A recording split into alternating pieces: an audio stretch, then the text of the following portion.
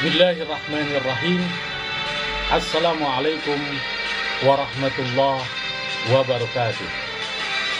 Alhamdulillah. Alhamdulillahi wa kafa.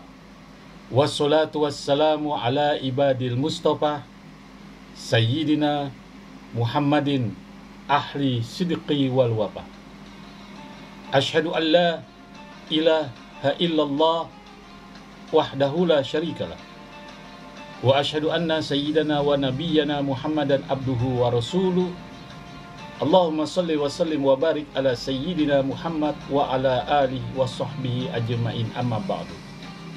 Sahabat Buya Helmi, puji syukur mari kita haturkan kepada ilahi Rabbi Allah subhanahu wa ta'ala, yang mana syukur alhamdulillah pada hari ini, saat ini, detik ini kita masih diberikan suatu kenikmatan oleh Allah subhanahu wa ta'ala.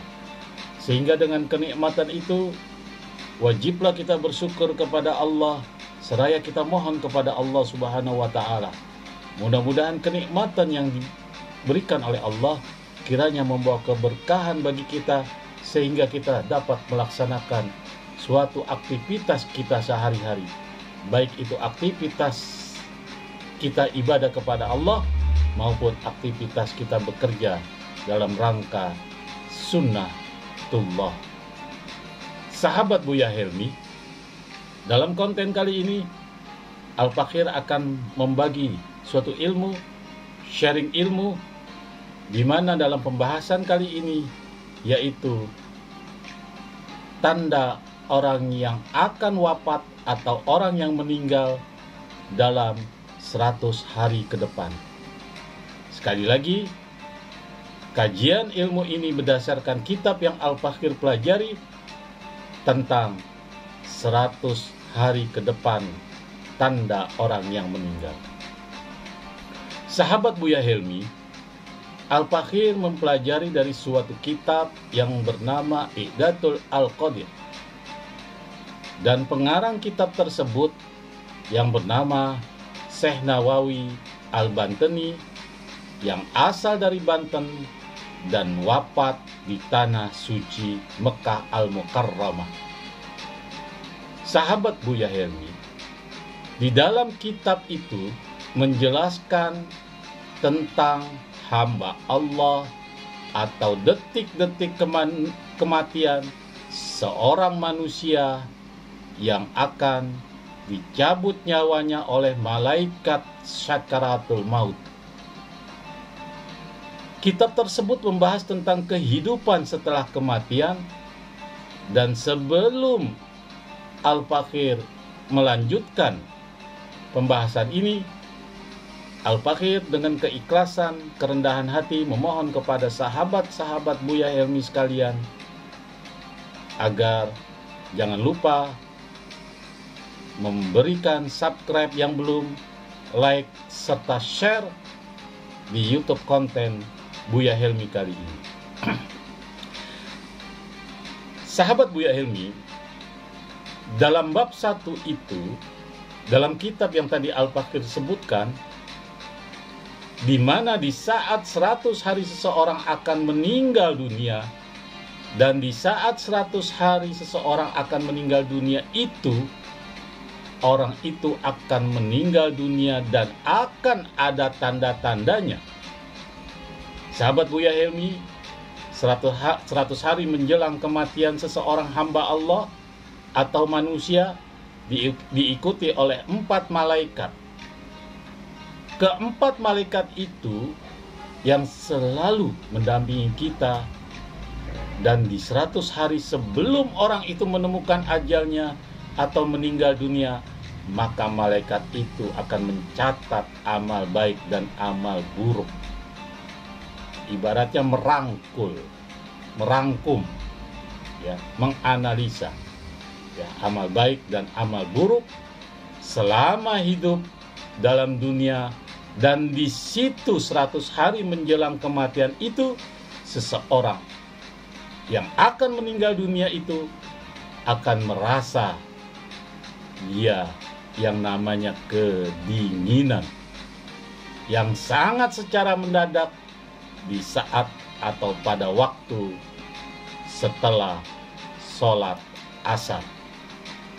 Jadi pada saat 100 hari menjelang ajal, nampak di tubuhnya akan menggigil kedinginan secara mendadak, dan pada saat itu 4 malaikat akan datang merangkum catatan amal baik dan amal buruk dari hamba Allah tersebut. Sahabat Buya Ilmi, kedinginan itu dia rasakan pada saat sholat asar, dan setelah sholat asar itu akan merasakan, maksud Al-Fakir pada waktu sholat asar itu akan merasakan di telapak tangan dan kaki. Ya, jadi 100 hari akan merasa dia kedinginan, dingin di tangan, di telapak tangan dan di telapak kaki. Itu tanda-tanda ya 100 hari menjelang ajal. Al-Fakir ulangi ya, sahabat Buya Helmi, tolong perhatikan, jika hamba Allah atau manusia atau siapapun ya yang dikategorikan manusia 100 hari menjelang ajal, pada ba'da asar dia akan kedinginan, satu di telapak tangan, yang kedua di telapak kaki, sampai tumit dia merasa kedinginan ya. Kemudian di dalam kitab itu pun diceritakan tentang menuju 41 hari menjelang ajal ya. Al-Fakir ulangi, di dalam kitab itu menjelaskan tentang 41 hari menjelang ajal. Apa tanda-tandanya ya? Dia berasa atau merasakan selepas asar juga, selepas ba'da asar pada saat 41 hari itu, denyutan itu akan kencang yang dia rasakan di telapak kaki dan di telapak tangan ya. Dia akan berdenyut kencang, tek tek tek tek. Selama berapa menit? Selama 5-10 menit ya. Itu 41 hari tanda-tanda orang menjelang ajal. Nah, di situ kita sudah tahu bahwa 41 hari orang tersebut akan mengalami atau tinggal menunggu ajal. Sahabat Buya Helmi, wallahu a'lam bishawab ya. Wallahu a'lam bishawab ya. Sahabat Buya Helmi, saat 41 hari sebelum itu, di situ malaikat akan masuk ke dalam telapak kaki kita, ribuan malaikat. Berapa ribu? 10.000, 20.000, wallahu a'lam ya. Berapakah jumlah ribu malaikat yang masuk ke dalam kaki kita itu tidak bisa dihitung. Dan selama 41 hari itu malaikat itu satu persatu akan terus ke atas sampai tiba pada ajalnya 7 hari sebelum meninggal. Ya, Al-Fakir ulangi, pada saat 41 hari sebelum ajal ada ribuan malaikat masuk di telapak kaki kita. Untuk apa? Untuk menarik ya, untuk menarik satu persatu naik ke atas sampai menjelang 7 hari sebelum meninggal. Malaikat itu akan masuk ke dalam lutut manusia, dan manusia itu sudah sampai ke lututnya selepas asar. Itu akan dirasakan seperti gemetaran, seperti yang susah untuk berdiri, sepertinya berat pada saat 7 hari. Pada saat 7 hari, Al-Fakir dalam kitab tersebut dijelaskan sudah tidak bisa dan sudah tidak sanggup untuk berdiri, karena malaikat sudah ada di lutut kakinya. Ya, wallahu a'lam bishawab. Itu dalam kitab diterangkan seperti itu, ya. dia akan susah berdiri, kayaknya berat. Karena itu mereka sudah kumpul, malaikat itu sudah kumpul di dalam bentuk kita, baik itu kanan dan kiri. Nah, disitulah kita benar-benar bisa meningkatkan diri kita kepada Allah Subhanahu wa Ta'ala. Kalau sudah tidak bisa berdiri, orang sudah sakit, kemudian kakinya gemetar, kemudian timbul 10 hari, 100 hari, 41 hari. Nah, saran Al-Fakhir, Buya Helmi, lebih baik dia segera bertaubat kepada Allah Subhanahu wa Ta'ala agar Allah mengampuni segala dosa-dosanya, dilazimkan. Sahabat Buya Helmi, singkat cerita dalam kitab tersebut, ya, setelah 3 hari manusia menjelang ajal, maka malaikat itu akan naik ke atas perut.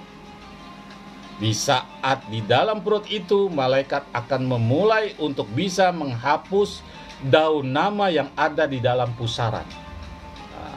Ini ilmu di dalam pusaran, karena nama kita di saat kita dilahirkan ke alam dunia dan diberi nama oleh orang tua kita, malaikat mencatatnya di dalam daun yang memang berasal dari surga yang disimpan di dalam pusaran perut kita.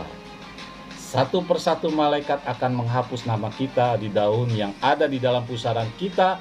Nah, disitulah akan terjadi tanda-tanda terlihat orang yang akan mendekati ajal alias meninggal dunia sebelum 3 hari. Sahabat Buya Helmi, pada 7 hari sebelumnya, 3 hari sebelumnya, daun telinga ini akan turun ke bawah. Dan matanya tidak bersinar seperti redup, ya. Tidak kinclong kalau kita lihat ini. Kabur, dan hidungnya pun tidak akan kencang, tetapi agak turun begini ke bawah, dan sudah agak lemah. Telapak kaki akan merudup ke bawah dan tidak lurus seperti yang sekarang ini. Misalnya umpama ini telapak kaki nih, biasanya kan ini lurus, dia akan begini. Nah, itu 3 hari menjelang ajal. Sahabat Buya Helmi, sekarang kita memasuki menjelang 1 hari. Dijelaskan dalam kitab tersebut, menjelang 1 hari manusia yang akan meninggal di saat 1 hari menjelangnya sebelum kematian, di saat hembusan napas seseorang yang akan meninggal itu akan terasa dingin di telapak tangan.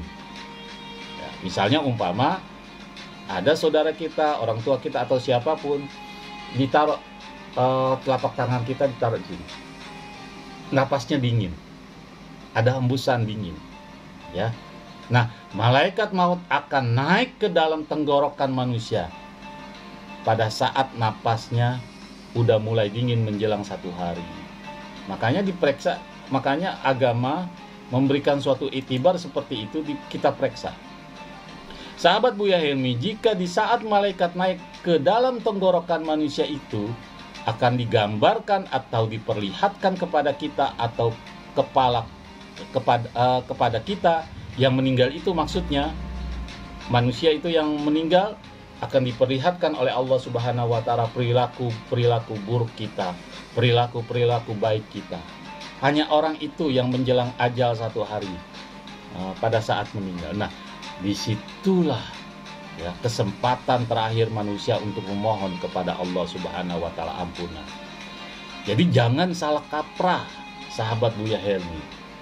Kebanyakan orang sudah mau sakaratul maut, sudah menjelang tenggorokan ruhnya sudah di ubun-ubun, baru sebut, ayo ikutin la ilaha illallah. Itu salah.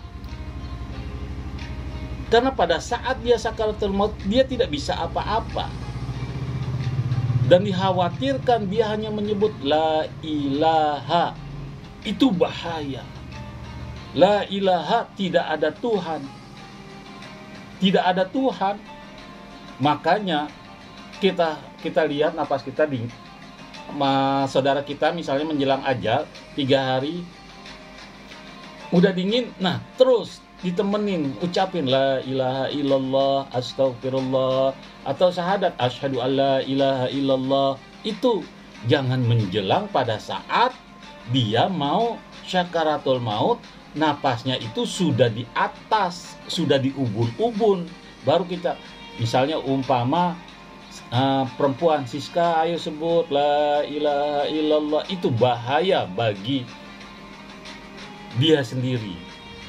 Dikhawatirkan oleh para alim ulama, dikhawatirkan dia mengucap salah ucap la ilaha, tidak ada Tuhan.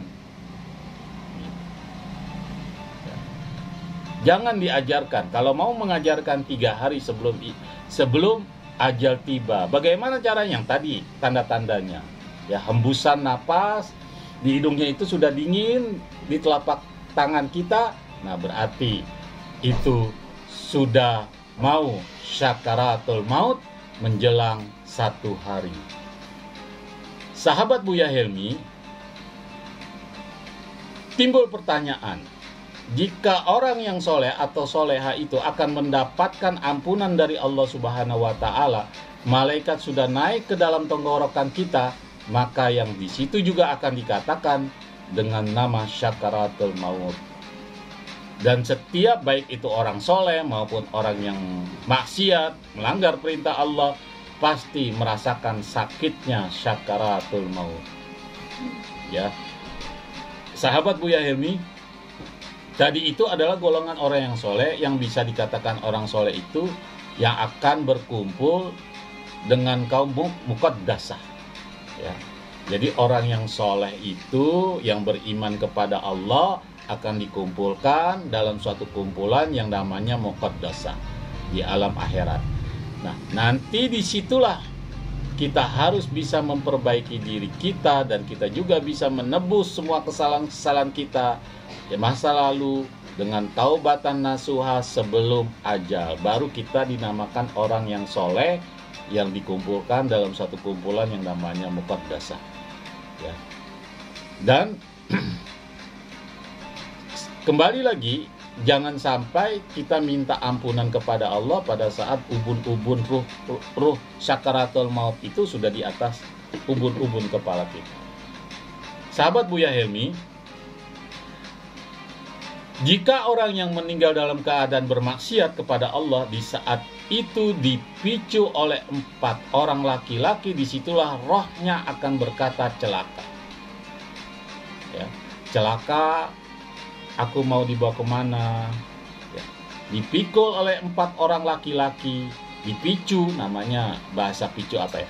Dipicu atau dipukul, digotong untuk dimakamkan. Pada saat dia sudah selesai dimandikan, dikafani dan disolatkan, dia teriak, aku mau dibawa kemana? Ya, sahabat Buya Helmi, kembali pada pokok permasalahan dalam bab 3, ada juga dijelaskan tentang bahwa manusia itu bisa melihat orang yang meninggal dalam keadaan bermaksiat pada saat ruhnya sudah diambil. Ya, ruhnya sudah diambil, dia meninggal, dia hanya khusus untuk orang-orang yang tertentu. Ya, hamba Allah. Siapa mereka itu? Yaitu seseorang yang pernah belajar atau mengerti atau memahami, dia belajar kitab Jurumiyah, dan dia mempelajari, membaca, mengisi, mempraktekkan. Ya, ada 2 kitab, kitab Jurumiyah dan kitab yang tadi saya sebutkan tadi, Ibdaul Al-Qadir. Ya, pelajari itu, maka kita bisa melihat ruh-ruh orang yang sudah meninggal. Kita juga sudah meninggal, dianya itu bukan belum meninggal, dia sudah meninggal, tapi Allah berikan kelebihan dengan menguasai kitab Ibdaul Al-Qadir dan Matan Jurumiyah. Ya. Dan dia juga akan mendengarkan jeritan-jeritan minta tolong karena mereka memohon kepada Allah untuk dapat kembali ke dunia dan memperbaiki diri untuk beramal soleh.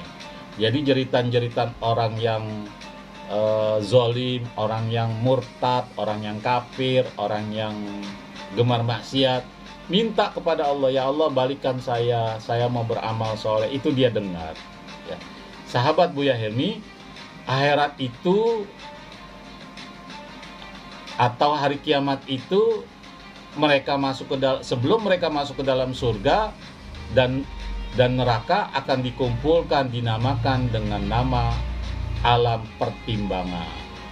Alam pertimbangan itulah sebelum hari kiamat itu akan dikumpulkan seluruh manusia yang sudah meninggal dan mereka berkumpul di padang mahsyar dan di situ ditimbang satu persatu antara amal baik dan amal buruknya. Ya, kita sudah mengetahui, kebanyakan di antara dari kita sudah mengetahui peristiwa-peristiwa itu. Timbul suatu pertanyaan. Bagaimana jika seseorang meninggal pada saat dia meninggal itu kecelakaan atau bunuh diri? Sahabat Buya Helmi, kecelakaan atau bunuh diri, kita bahas satu-satu dulu. Kecelakaan, ya, tanpa disengaja itu bisa dikatakan adalah sakit. Ya, kecelakaan itu sampai langsung meninggal dunia. Tapi yang namanya sakaratul maut itu tetap semua orang yang merasakan sama, baik itu dia kecelakaan sama merasakan. Ya, yang namanya sakaratul maut pasti sama. Penderitaannya sama. Lebih dilihat lagi ke dalam amal baik dan amal buruk dia. Pada saat dia sebelum kecelakaan, apakah dia selalu berbuat baik atau selalu berbuat buruk, ya. Tetapi jika lebih banyak buruknya itu bisa dikatakan orang meninggal itu dalam keadaan meninggal meninggal bermaksiat kepada Allah, ya. Begitu juga orang yang bunuh diri sama, sakaratul mautnya sama.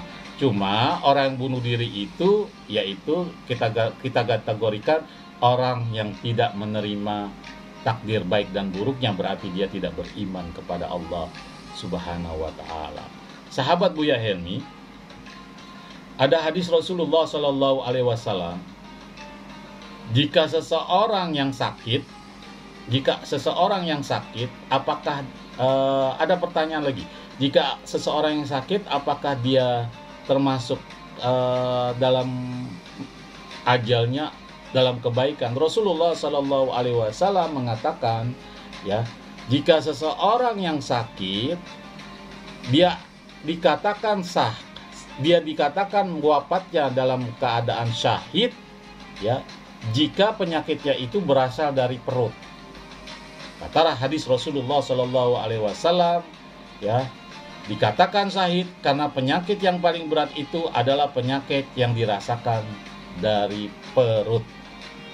Jadi apabila kita lihat saudara kita sakit di perut, apakah itu kanker, apakah itu mah yang kronis atau leper, ya, kita doakan mudah-mudahan mereka itu wafatnya dalam keadaan mati syahid kalau dia ibadah kepada Allah Subhanahu wa ta'ala, ya. Apalagi seorang ibu yang melahirkan kemudian dia wafat pada saat melahirkan, berarti posisinya ada di perut melahirkan. Jadi penyakit yang unsurnya penyakitnya itu ada di perut, insya Allah Rasulullah akan jamin dia akan masuk ke dalam surganya Allah, dikategorikan masuk dalam wafat orang-orang syahid di hadapan Allah Subhanahu wa ta'ala. Sahabat Buya Helmi, rezeki, jodoh itu adalah pilihan tergantung kita yang menjalani. Tetapi untuk kematian yang sesungguhnya itu adalah takdir Allah. Nah, jadi jika orang yang meninggalnya kecelakaan, berarti itu sudah ada dalam keterangan lalu yang dimaksud. Keterangan yang saya tadi bilang, ya, sama-sama sakaratul mautnya sakit, ya, tidak dibeda-bedakan apakah itu dia sakit atau dia tidak sakit, ya. Sahabat Buya Helmi, jika seorang manusia menyembah syaitan, timbul pertanyaan, jika seseorang menyembah syaitan seperti para dukun santet atau orang yang melakukan persugihan itu dikatakan musyrik, dan di saat meninggal dalam perjanjiannya itu dia sudah jelas tidak akan diterima dan tidak akan diterima di sisi Allah Subhanahu wa ta'ala dan tidak diterima bumi. Karena itu saat dia meninggal itu bukan takdir yang sesungguhnya, tapi itu langsung dibawa oleh siluman. Jadi seorang dukun, seorang yang melakukan persugihan, dalam arti dukun yang suka menyantet, seseorang yang dalam melakukan persugihan, perjanjian, ya, sekalipun perjanjian sudah bebas, ingat, ya, bumi tidak akan menerima jasadnya, dan itu bukan takdir Allah pada saat dia meninggal. Masih ada sangkut paut dengan perjanjian itu, ya, karena kematiannya itu dibawa oleh siluman itu dan dipekerjakan di alam sampai kematian yang ditakdirkan oleh Allah Subhanahu wa Ta'ala. Misalnya, contohnya si Salim, Allah mentakdirkan meninggalnya tahun 2000 misalnya. Ternyata tahun 1900 dia sudah meninggal. Selama 100 tahun dia belum ajal takdir yang datangnya daripada Allah, tapi dia dibawa dulu sama siluman untuk dipekerjakan menjadi budak. Ingat, bersekutu dengan jin, dukun-dukun santet, orang yang suka melakukan persugihan, baik itu persugihan tuyul, persugihan jenggot, persugihan macam-macam, ingat, matinya belum ditakdirkan sama Allah, tapi menjadi budak siluman dahulu sebelum takdir kematian yang ditempatkan oleh Allah dengan jelas. Yang tadi saya uraikan.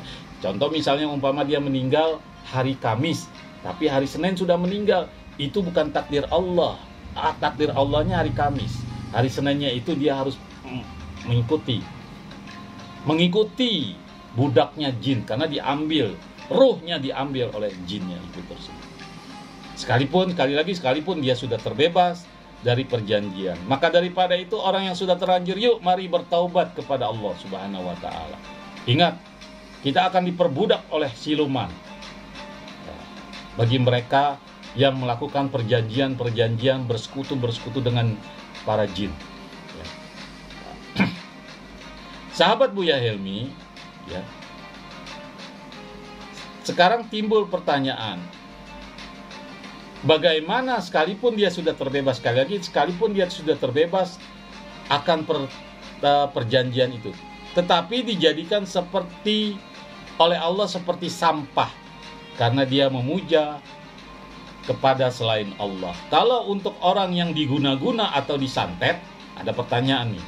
Kalau orang yang diguna-guna atau disantet atau diteluh atau apapun namanya, misalnya meninggal gara-gara penyakit itu, penyakit disantet, penyakit diguna-guna, penyakit diteluh, itu adalah takdir dari Allah. Karena kalau misalnya orang itu belum pada saat waktu meninggalnya, pasti walaupun sesakit apapun diguna-guna, sesakit apapun disantet, seperti apapun dia rasakan, dia mendapat pertolongan dan perlindungan Allah. Jadi kalau orang yang meninggal karena guna-guna, karena santet, tetapi itu memang sudah takdir Allah meninggalnya dengan asbabun nujumnya seperti itu, tetapi dikembalikan lagi ke amal baik dan buruknya. Tapi ada baiknya, setiap keburukannya dilimpahkan kepada orang yang menyakitinya. Ya. Kembali kepada penjelasan tadi, bahwa setiap orang yang meninggal itu punya golongan-golongan, punya tingkatan-tingkatan sendiri di mata Allah, seperti golongan nabi, golongan para aulia, golongan para sholihin, dan golongan kaum muhaddasah, dan golongan-golongan orang yang kafir serta orang yang munafik. Kita mohon kepada Allah Subhanahu wa Ta'ala, mudah-mudahan kita diwafatkan dalam keadaan husnul khatimah. Makanya para ulama kita melazimkan kepada kita, ya, bacalah kalimat la ilaha illallah Muhammadur Rasulullah. Dengan terus kita melazimkan zikir astagfirullahalazim la ilaha illallah, pasti kita terbiasa. Bisa karena terbiasa. Ya, kalau orang yang nggak pernah zikir, nggak pernah menyebut la ilaha illallah, dia akan susah untuk menyebut pada syakaratul maut. Menjelang satu hari syakaratul maut, dia akan susah. Mudah-mudahan kita diwafatkan dalam keadaan husnul khotimah, mati dalam keadaan baik, yang selalu mendapat keridhaan daripada Allah Subhanahu wa Ta'ala. Sahabat Buya Helmi, demikianlah konten kali ini, mudah-mudahan bermanfaat.